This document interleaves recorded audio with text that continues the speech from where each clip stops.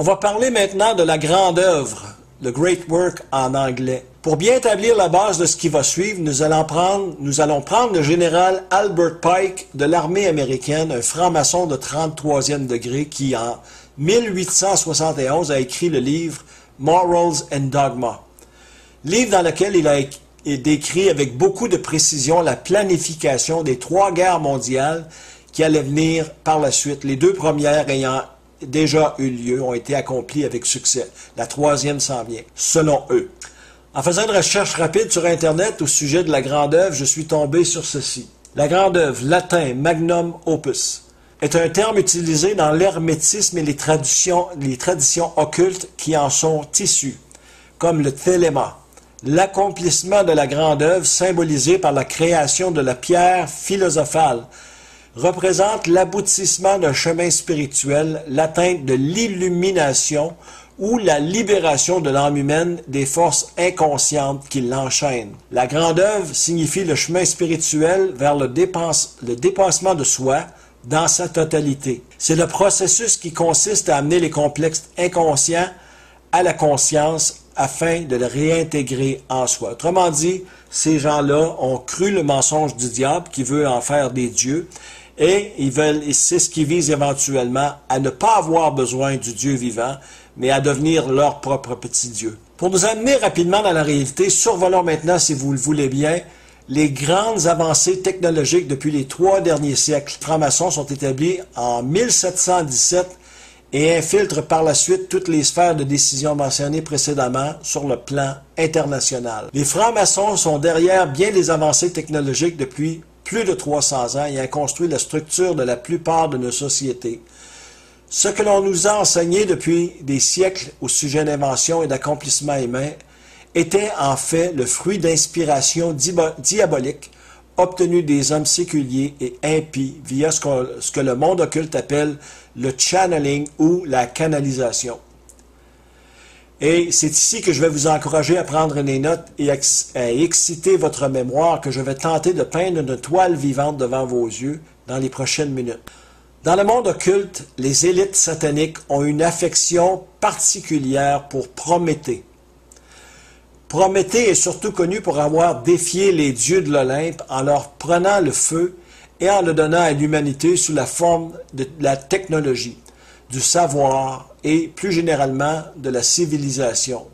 Le feu, selon ce récit, aurait donc été notre première expérience technologique. C'est au livre de la Genèse, chapitre 4 et verset 22, que nous apprenons que l'homme a reçu de la connaissance concernant la forge pour la conception d'outils et d'armes pour la guerre. Il est écrit, « Et Tsila, elle aussi, enfanta Tubal-Caïn, qui fut forgeur de tous les outils d'airain et de fer. » Genèse, chapitre 4, verset 22. Ces notions sous-entendant, bien sûr, le début de la pratique du channeling ou canalisation avec les mauvais esprits, qui amena les anges déchus à quitter leur corps angélique dans les 4 premiers versets du chapitre 6 avec les Néphilim, les anges déchus, et tout ce qui a apporté le déluge sur toute la terre. Si vous vous rappelez, il est écrit. Et l'Éternel vit que la méchanceté de l'homme était grande sur la terre et que toute l'imagination des pensées de son cœur n'était que méchanceté en tout temps. Genèse 6, 5. Et la terre était corrompue devant Dieu, et la terre était pleine de violence. Et Dieu regarda la terre, et voici, elle était corrompue, car toute chair avait corrompu sa voix sur la terre. Genèse, chapitre 6, versets 11 et 12. Jésus-Christ nous avait averti que les choses se passeraient de la même manière au temps de la fin où nous sommes présentement. Jésus a dit ceci. « Car comme dans les jours avant le déluge, on mangeait et on buvait, on se mariait et on donnait en mariage, jusqu'au jour où Noé entra dans l'arche. » Matthieu 24, verset 38.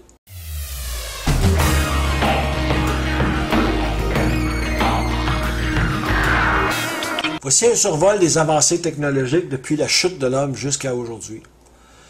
Gardez en tête que toutes ces inventions s'étaleront sur plusieurs siècles par incrémentation, autrement dit des petites étapes indétectables par les populations croyant avoir affaire au simple génie humain, afin de ne pas éveiller les soupçons du peuple, ayant confiance aveuglément dans la fausse science acquise par des entités ascensionnées, des supposés maîtres parvenus, toujours le même modus operandi, le mode opératoire de Satan. Commençons par l'invention du cadran solaire qui se passe quelque part entre 1500 et 800 avant Jésus-Christ.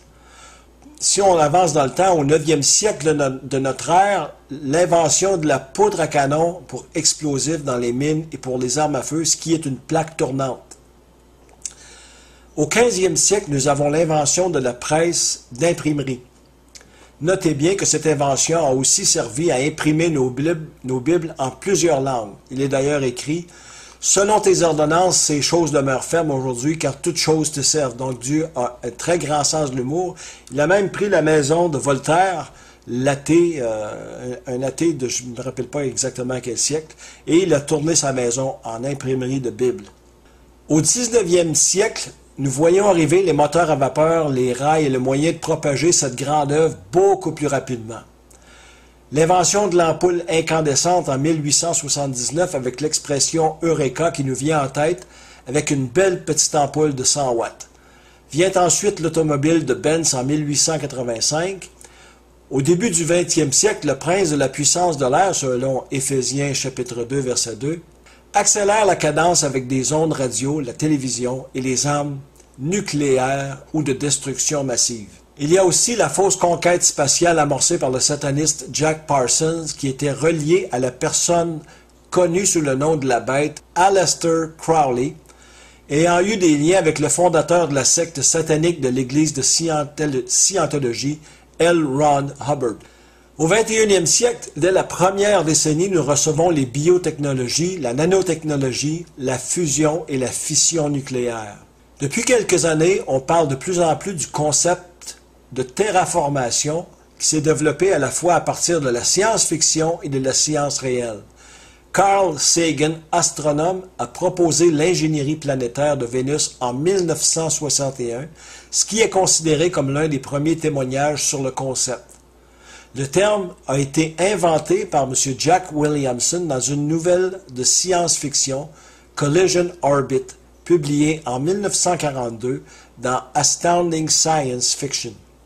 Dans le domaine médical, usurpé de Big Pharma, on se vante d'avoir identifié la séquence des événements déclenchant 98% des cancers, une chaîne supposément brisée par l'obtention des cures avec le projet Stargate de Donald Trump et son ami milliardaire travaillant pour Oracle, Larry Ellison qui veulent créer un vaccin personnalisé via l'intelligence artificielle, et ce, à l'intérieur de 48 heures.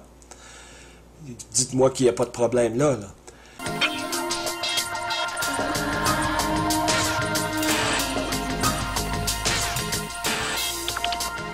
En date d'aujourd'hui, nous avons les individus cybernétiques qui, dans quelques années, seront indistinguables, de nous tous, et qui sait vraiment à quel point cette technologie diabolique est vraiment avancée? Ce qui nous amène à leur conclusion démesurée lorsqu'ils disent « Nous sommes maintenant des dieux ». Le même vieux mensonge enregistré en Genèse chapitre 3 lorsque Ève fut séduite par le serpent ancien qui lui dit « Le serpent dit à la femme « Vous ne mourrez point certainement ».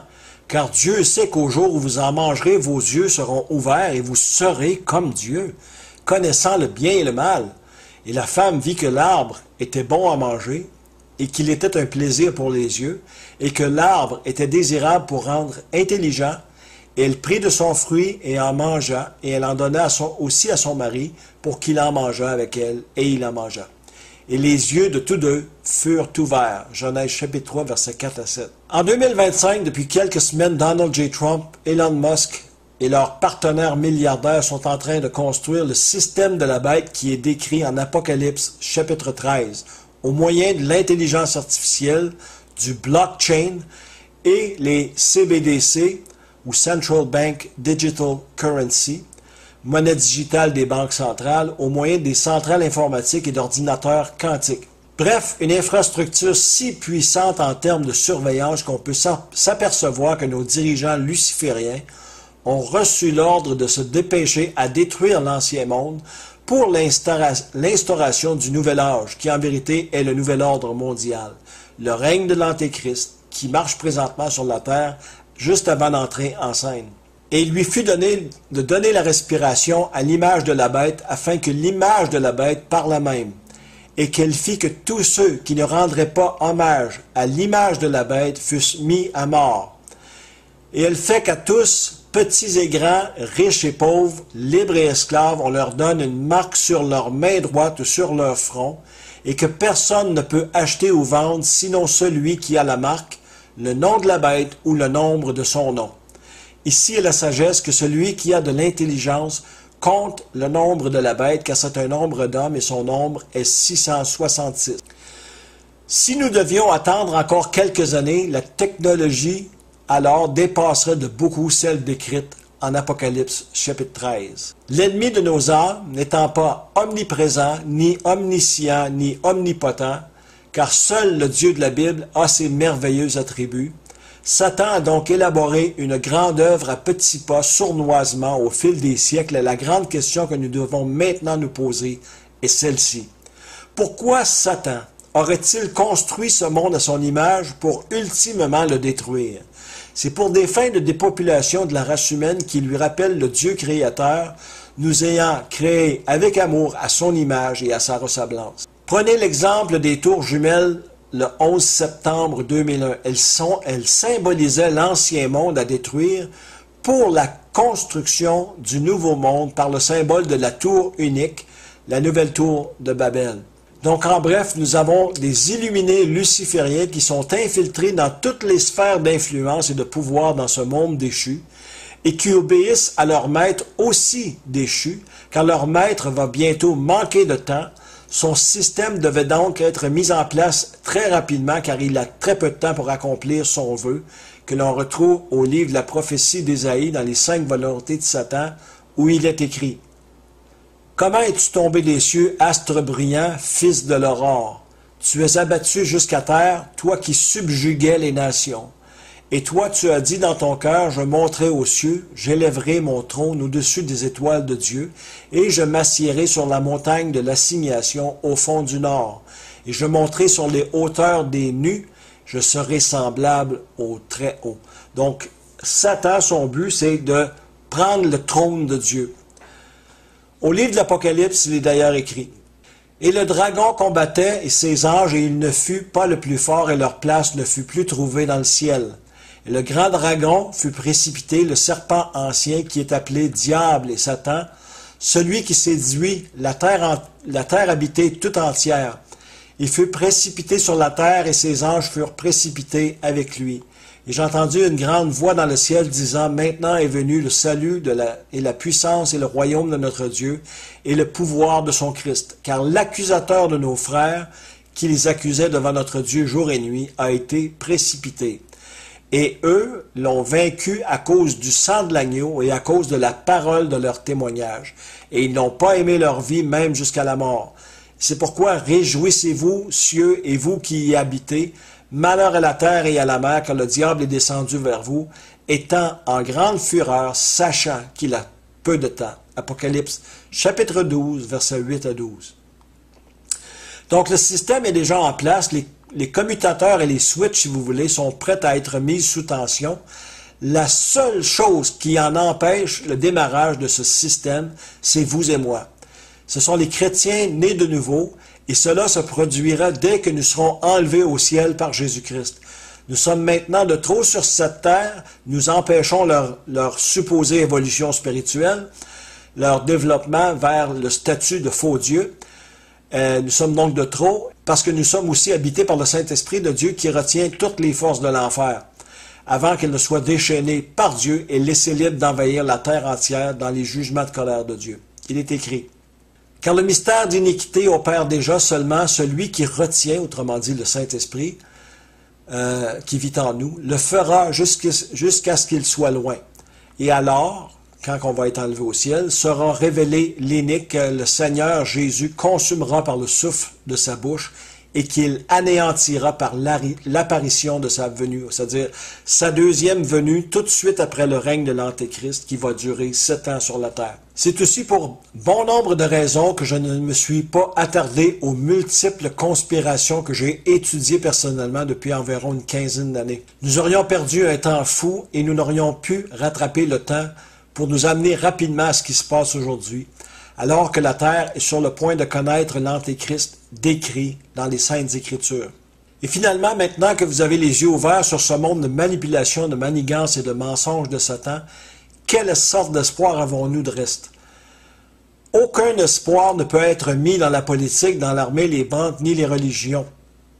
Aussi paradoxalement que cela puisse vous paraître, car même les religions ou dénominations religieuses reconnues sont aussi infiltrées par les sociétés occultes et par la franc-maçonnerie.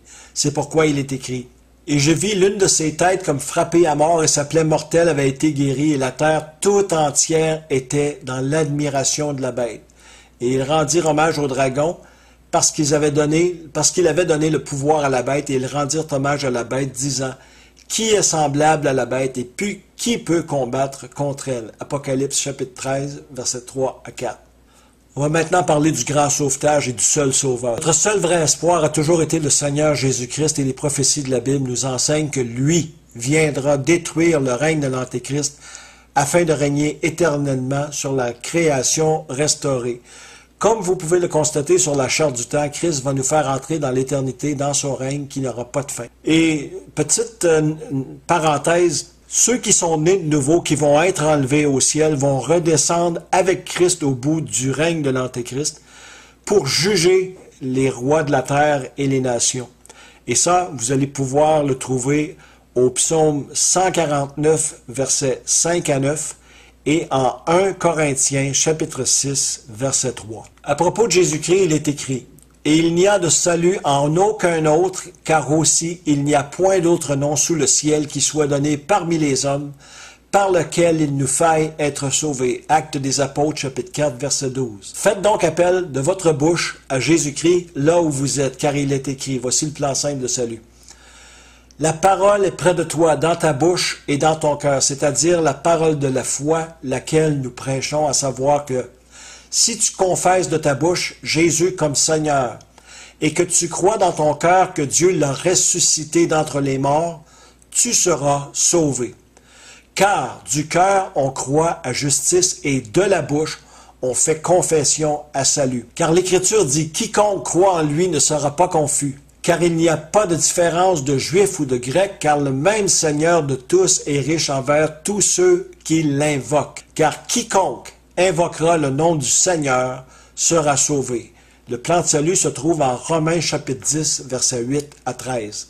Donc, être sauvé, c'est pas si compliqué. C'est de croire à ce que Jésus a fait à la croix et qu'il est ressuscité le troisième jour. Le plan de sauvetage de Christ est donc très simple, et Jésus-Christ a dit ceci: « Car Dieu a tant aimé le monde qu'il a donné son Fils unique, afin que quiconque croit en lui ne périsse pas, mais qu'il ait la vie éternelle. » Jean 3, 16. Jésus dit aussi: « en vérité, je vous dis que celui qui entend ma parole et qui croit celui qui m'a envoyé a la vie éternelle et ne vient pas en jugement, mais il est passé de la mort à la vie. » Jean 5, 24. Jésus dit encore: « Et c'est la vie, et c'est ici la vie éternelle, qu'ils te connaissent, seul vrai Dieu, et celui que tu as envoyé, Jésus-Christ. » Vouloir connaître Dieu en relation personnelle signifie de vouloir se rapprocher de lui. Il est aussi écrit: « Approchez-vous de Dieu, et il s'approchera de vous.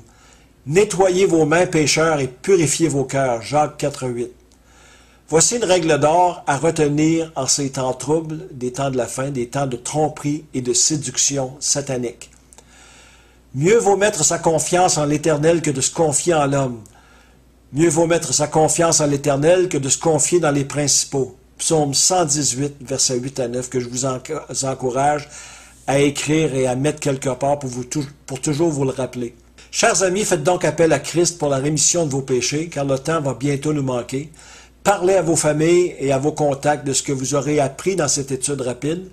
J'espère que cette étude vous aura aidé à voir le gros portrait de ce qui se passe vraiment dans le monde. Si vous avez des questions, vous pouvez les écrire dans les cases commentaires. Toutes les questions seront les bienvenues. Ceci dit, je vous remercie d'avoir été des nôtres. Que Dieu vous bénisse. On se reparle au ciel ou avant, au ciel aux noces de l'agneau. Bonne fin de journée à tous. À la prochaine.